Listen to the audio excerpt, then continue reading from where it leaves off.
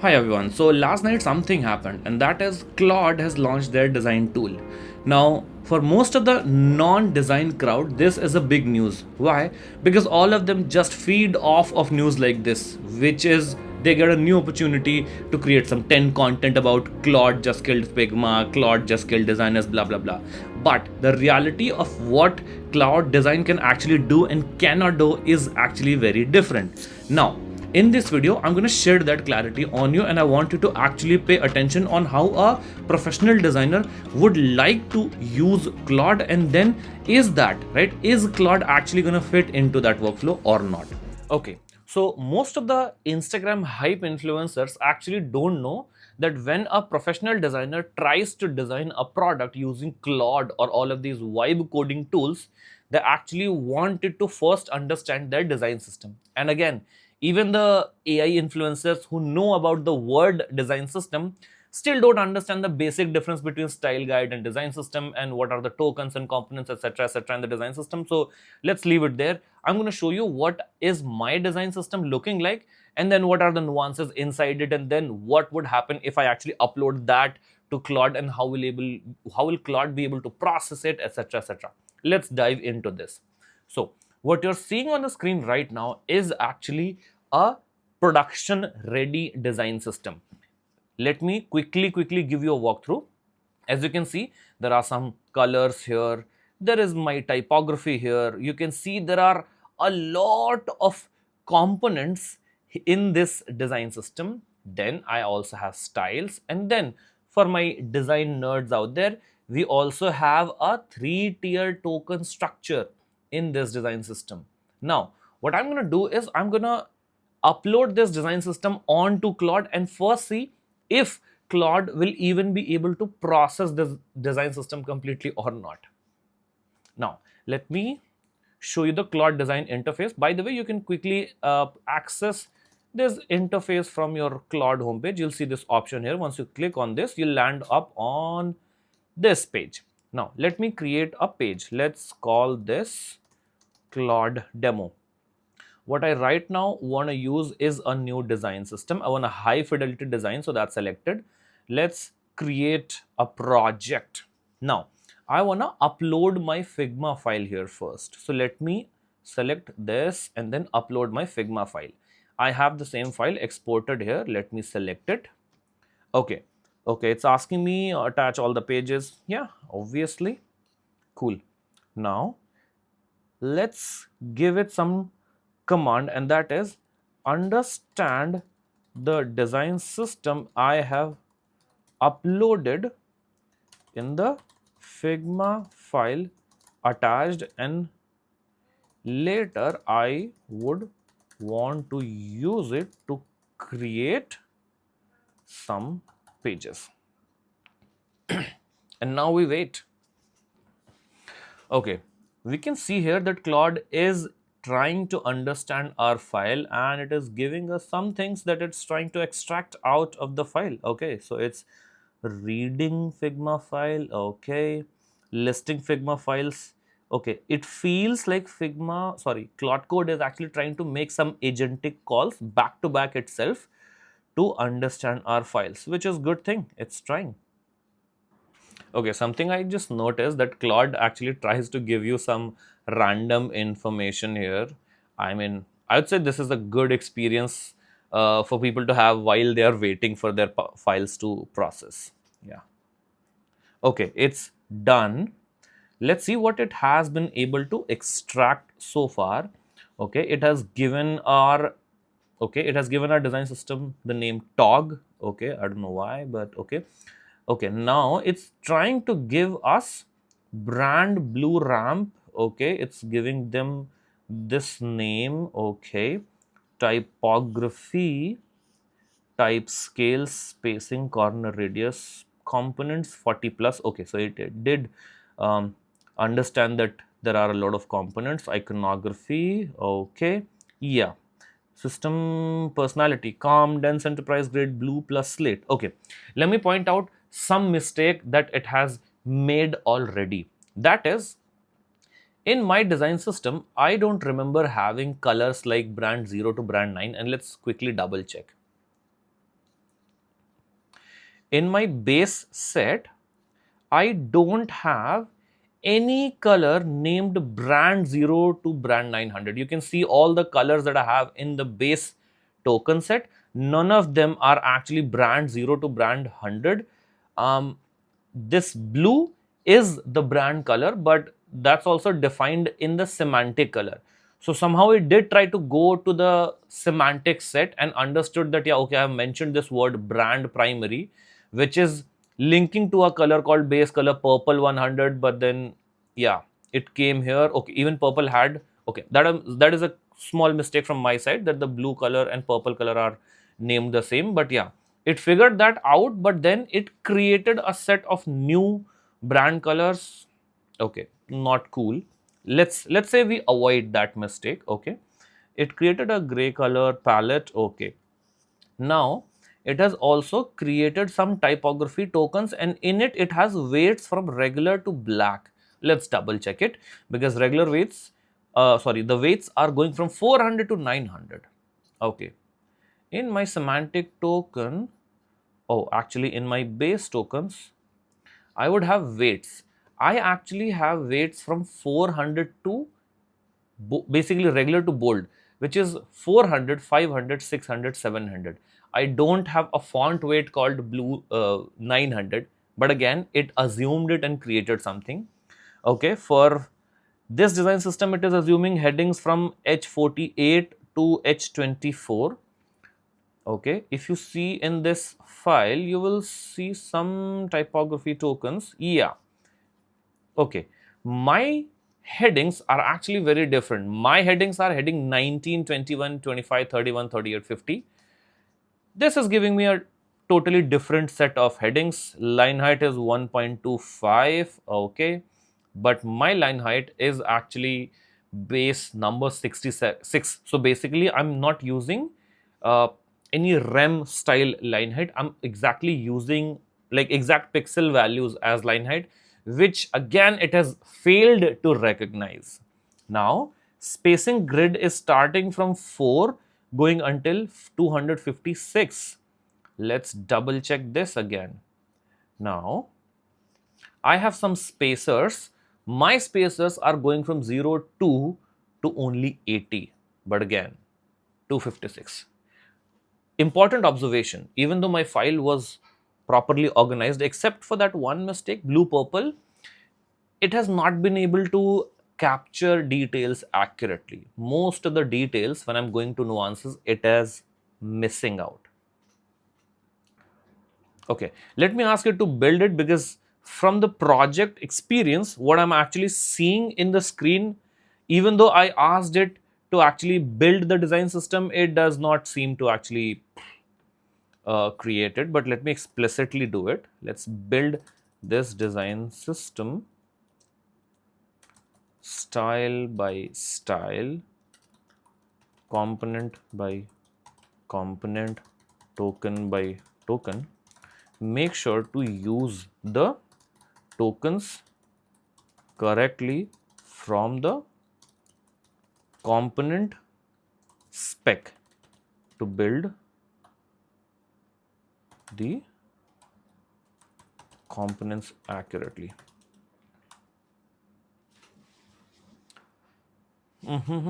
Okay, and now we wait. And while we wait, Figma has already given us a tip. Turn on speaker notes when creating decks to get a full presenter script. Interesting. As you can see, Claude has gone into full co-work mode, where it has built its own set of instructions, which is actually really good. Ideally, this process does take some 5 to 10 minutes, so I'll see you once this has done its job. One fun thing that happens while you're waiting is it starts to create the project structure, and you can actually start to interact with your your code files. Now, tokens.scss CSS is created, and yeah, let's inspect it. Okay, I'm kind of not happy, because you see, it has already started to tear our design system apart. Even though the token system was very clear, It has not been able to understand the tokens, and it in fact it is creating a completely new set of colors, success 0 to 100. These were not present in our design system. In fact, these were not named this way, right? I'm not even sure if the values are correct. You know what, let me just verify this gray palette while we are waiting for the rest of the output to finish. Let's say gray 500 is B6C2CE. Let's come here and see gray. Gray 500 is B6C26CE. It's actually 400 for us. So we were naming it 50 to 900. It ignored that naming convention and came up with its own naming convention, and then also changed the colors a little bit, it seems. Gray 1000 is okay. 900 has become 1000. 800 has become this. Okay. So happy to see that it is actually taking the correct hex code values, but the naming convention has been a little bit up and down, which is not a good thing. The typography is very different. Yeah. While we are waiting, let me also explain you why this is happening. Because we did not specify any particular framework to begin with, it actually chose its own framework at the back end. Probably it would be using Shatsion, and it started to customize our token set. Yeah, it started to customize our token set based on what is existing in that component library or design system, right? On the dev side, by the way, this is not our design system, and this is a very important thing. Most designers who are trying to adopt Claude design into their workflow, right? They don't have this expertise. They don't have awareness on what happens on the back end, on the front end, which means a lot of the times Claude will end up doing things that you did not expect it to. Claude will create its own standards that you were not aware of. And unless you have this ability to actually explore the tokens.css files and all your CSS variables, you will never be able to understand this. This creates a gap, and this might result in two problems. Number one, a lot of the things that you had in your design system will be missed out. You would not know it, but they will be missed out. Plus, if you were ever planning to use this Plus, if you are ever planning to adopt this in your production workflow, even for iterations, it would end up using different values as it is already doing, and then your end output might not look the same, right? It also most often tends to add its own set of values, its own set of components, specifications, that also ends up creating bloat in your system, which is also not good. And this is my problem with all the AI coding tools. No matter how well structured of a design system you're trying to give them, they are not able to extract the design system from the file and implement it accurately. Ideally, I would have been happier if it had asked me those questions before going ahead and starting to code this, right? If it had asked me whether I want to follow certain standard, etc., right, I would have been so much happier. But no, it did not. Okay, it looks like Claude is done creating our design system. Now we can actually explore it. Okay, a lot of these colors do look true to the colors that I gave it, because it was using indeed the exact hex codes, but the naming convention, it has actually completely ruined it. Yeah, it has also kind of created a lot of the components here which we can inspect. A lot of them actually look very true to what I gave it, but it did not create all of the components. It has actually skipped out on a lot of the components, because if you remember, it actually showed us in the middle that yeah, it has recognized that we have 40 plus components, but I don't see all of them here. Some components have been missed out, and if you can see in our design system, you will see, right, we do have a lot of the components. One more misstep by Claude. Okay, you know what? Let's still try to go ahead and see if it can actually create a screen. Now, because I am aware of the product, right? I'll give it a product problem and let's see how it does. Hey, I want you to use the design system that we have created to actually generate a class teacher dashboard. In fact, let's call it a school principal dashboard. This product is going to be used to create an LMS. Now, I want you to create the home screen for the school admin or the school principal. In that home screen, I want you to create a top navigation bar, and then I also want you to create a list of cards in the main content area, and then we can also create a left sidebar where we can add some options to actually manage the school for the admin. Okay, now what I've done is I have intentionally given it a slightly, let's just say, part specific problem so that I can also see how much of the thinking it will be able to do and how much I can rely on this. Okay, so it's actually gonna ask us some questions now. Really happy about it. Let's choose K-12. Okay, school size, let's say it's a medium school size. What modules should the left sidebar cover? Amazing. This is good stuff. Now, let's say the module should cover students module, teachers module, classes and section, courses and curriculum, attendance, timetables, exams. Amazing. Now, what should the home screen card show? Every card on the home screen actually needs to show none of this.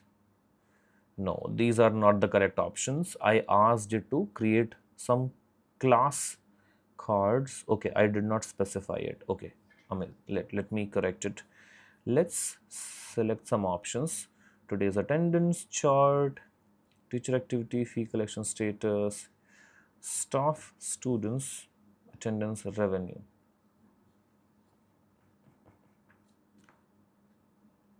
Okay, teacher activity, class coverage, fee collection status. Okay, how many variations would you like? Let's create two layout variations.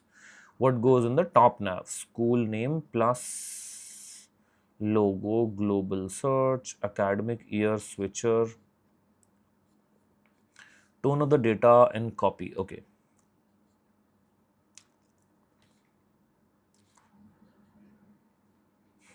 Okay, let's select a toggle for dark mode and light mode. Okay, realistic school context, visual richness. I wanted to strictly adhere to the design system because that is how I would be doing it in a production workflow. Anything else I should add? Nope.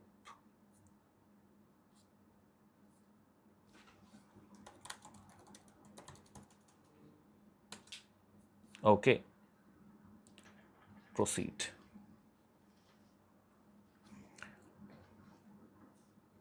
I've given it my preferences and now let's wait for what it gives us. Okay, Claude is done creating our product, and if we actually just look at the product, it looks decently good. It is using the components it created, and then it also created some new components, which is good. It did the thinking part. If I actually look at the overall business logic that it was able to create, that is also good.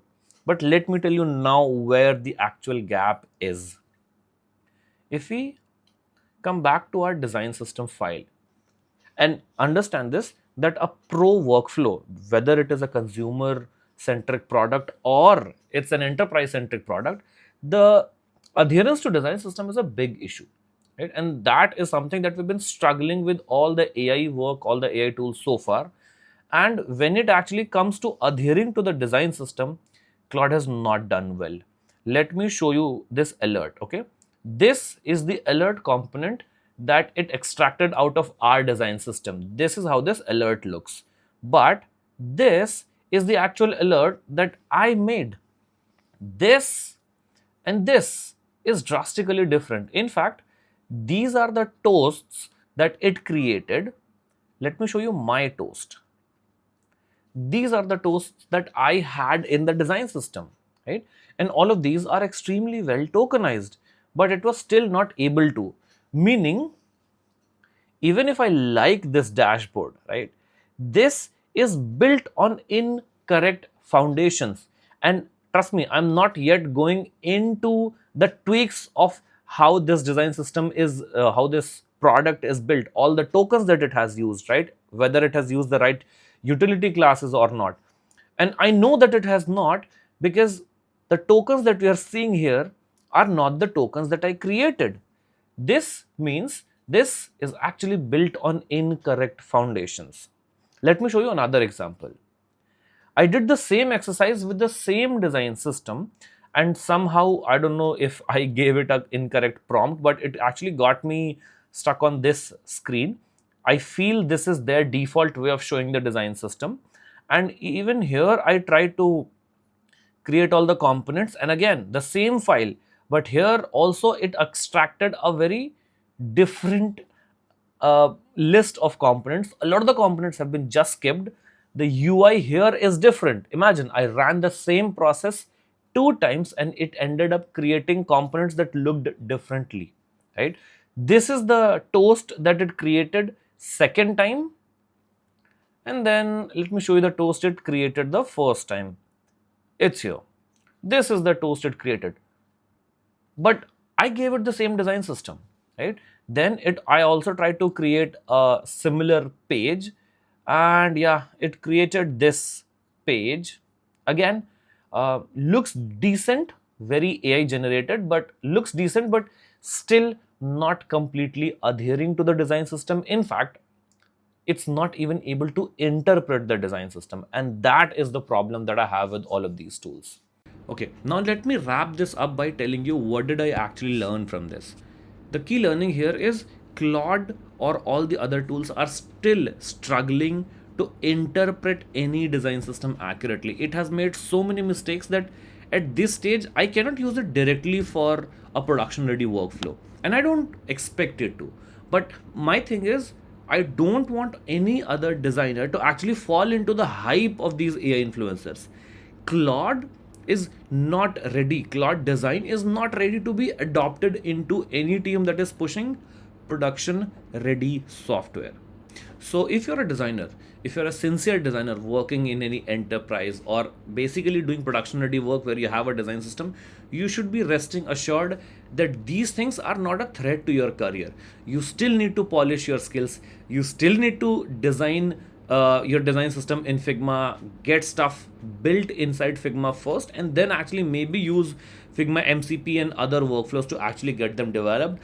Claude design is not some new magic that has arrived into the industry and gonna threaten you, right? Yes, there are much better workflows that exist today for us to get much higher accuracy of output than compared to what we just got. Okay, and those are the workflows that we'll be discussing in the upcoming videos, because the real agentic design, the real agentic coding is very different than just one Claude feature. And remember, in the coming days, you will see people giving Claude one-off prompts, maybe giving it a screenshot, asking it to replicate. And those outputs will look much more beautiful than what we have created today. But again, that is not how the industry works. Industry does not do one-off design. Industry also does not just do copy-paste work.